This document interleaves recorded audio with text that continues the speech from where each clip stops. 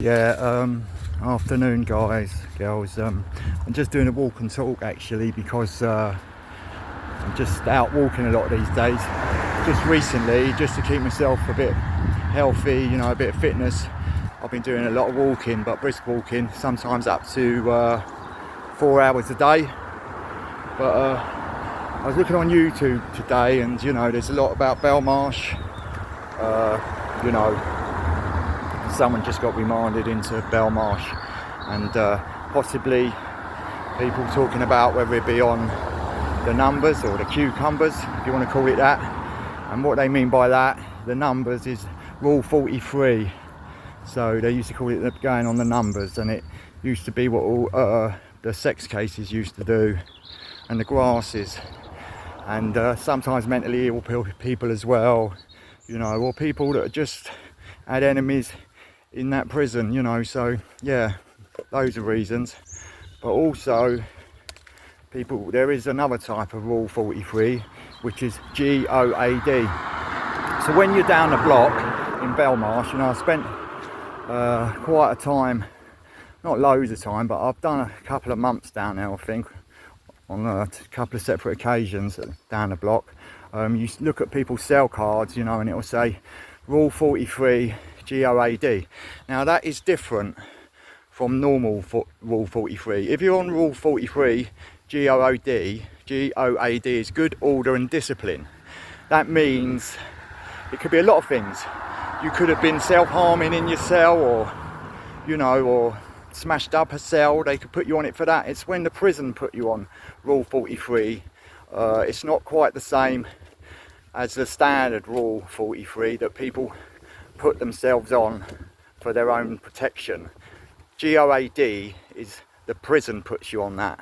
It could be because they feel your life's under threat, but it could be a lot of reasons, and usually you will do the GOAD, you will be down the segregation, down the block,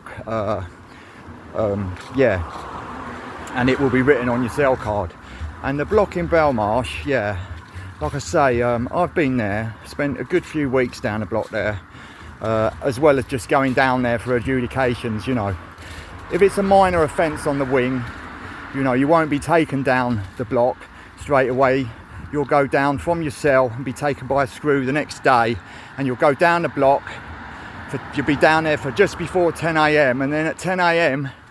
every day the governor, or whatever governor you're seeing, 1 to 4, whatever, will be doing adjudications, and you've got the chance to plead guilty or not guilty.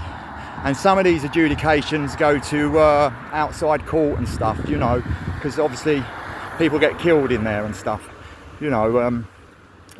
but I'll talk about the time that I was down there. I went down the block. I did someone on a wing with a PP9 battery and a sock. PP9 battery, in them days you had big old radios, like Robert's Ramblers, and you get a battery in it. I think it was a 6 volt, but it might have been a 9 volt battery, and that would be the battery you bought from the canteen to put in the back of a radio. These things weren't rechargeable, so basically if you were going to use one as a weapon, you'd usually use one that had all the power, that had no power left in it, because they were quite expensive. And if you was convicted, you was only allowed £20 a week spends back then, as well as your wages. And your wages back then could have been anything from £2 unemployment benefit to a tenner or something, I had to go down there, so I was taken down the block. When you're down the block, you're banged up all the time. You won't have a telly down there, but what we'll say, if you're on that GOAD, some people are on that in the hospital wing as well, the suicide, self-harming cases and that, but let's just stick with down the block. So basically, you get a chance to have your exercise every day because it's the law, and that's the only time you would get out of your cell is for the exercise. Sorry, you do get out your cell other times, but I'll go into that. For exercise, there's a yard on the ones, because in belmarsh you've got the 1s and 2s, you know, and all the cells are next to each other. You can see other people opposite, you know, out of the crack in your door or through the spy hole, yeah. And of course, you let out for exercise, it's a cage, you know, it's fenced off, it's just a tiny little yard with a fence all around it and a fence over the top, you know. But if you're on the twos, you can sometimes, depending on what cell you're in, look down into the exercise yard and talk to people. But really down the block, you want to know who you're talking to before you talk to them, because, you know, it could be anyone, it could be a sex case or something, you know. So yeah. And of course, people down there, you've got no canteen or something, if you're on loss of canteen, you know, and you might not have any baccy, you know, and people will ask you to send them a line and all that for a bit of baccy and that. But you got to watch that, because if the screw sees a line out the cell window, you know, from the twos to the ones, they will pull it in, you know, and they'll nick you again possibly, you know.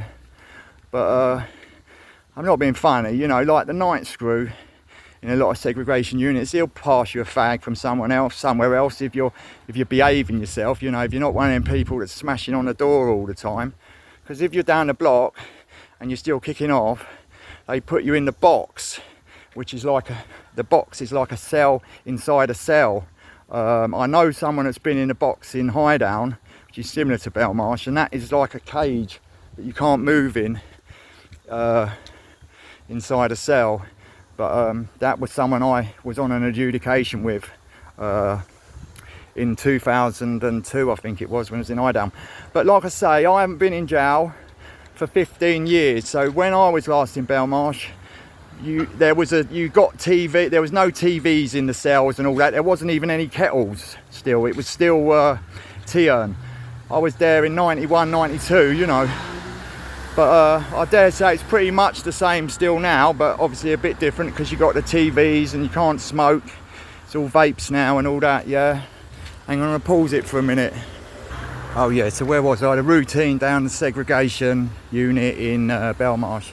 So like I say, you only get out your cell for exercise in that little yard if you want it. And also you have to go, they've got a small servery hatch down on the ones.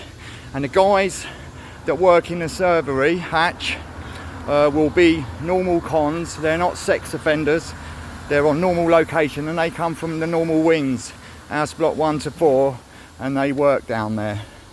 Sometimes you'll get someone that lives down there, that works down there, you know, like a cleaner occasionally in some places. But yeah. So basically the routine is in the morning, you know, you don't get unlocked, but obviously you hear the screws coming around, looking through the spy hole and checking on you, because a lot of people down there are on 15-minute watch and all that. But the routine is, you get a lot of people come round, a few people come round each day, and they look into your cell. You get the board of visitors, who will ask you if everything's all right and how you're being treated.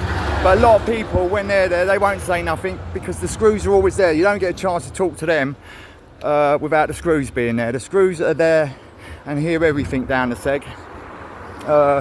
So yeah, you have the board of visitors, and then also the doctor comes round to ask if you're all right, and you can say, well, I'm not sleeping or something, and ask for some sleeping tablets, but they don't give you nothing, you know, well, they never me.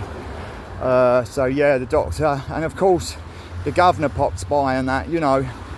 So what happens is, when you do get when you go through adjudication, it's like a mini court, you know. You've got the governor sitting at the table and the screws, and they read out the offence, and then you plead guilty, not guilty, you know. And depending on what it is, you know, what the offence is in there, it could be outside court, but a lot of the time it'll be something minor, and it'll be dealt with by loss of remission. So basically, if you was doing, say, 2 years, and nowadays you do half of that, you know, you wouldn't get out after half. You maybe lose a month or 2 months remission and stuff like that. But with loss of remission, if you behave yourself, you can get it back. I mean, when I was in Belmarsh, I lost about 6 to 8 weeks remission, but I got it all back at the end of the sentence and still got parole, you know, because it was my first prison sentence as an adult. You know, when I was in Belmarsh, I was only 21. And I've got to say, I haven't been in prison for 15 years now, so yeah. Where are we? 10 minutes, yeah. So just a little insight there. So yeah, and you do get out for a shower. You can have your shower. Not necessarily you get that chance for that every day, but you would get a shower at least once a week. You know, the shower, all that's on there on the little segregation unit. And like I say, you're out to get your breakfast, lunch, you know, and then your dinner. And after dinner, that's it. You're back in your cell for the night. But like I say, when you get out for your dinner, it's only for a few seconds. Walking up to the server, you get your dinner and you walk back. Yeah, and there's screws there all the time, obviously, you know. And usually the segregation units are always by the by reception, you know, mainly because of visits. And when you're down a seg, you know, you will be on closed visits. Not all the time, but most of the time. Yeah, and you know, closed visits is like a plastic screen, you know. You can't get anything in on closed visits. But yeah, look, that's 10 minutes. I only wanted to do this because, like, I've been seeing a lot about Belmarsh in the news, as you probably know at the moment, and I just wanted to get something uploaded. So yeah, I'm just having a little walk this morning around Gosport, but with a bit of luck I might be gone from here by the end of next week, so let's just hope that all sorts itself out. Anyway guys, thanks for watching, and I'll speak to you all soon.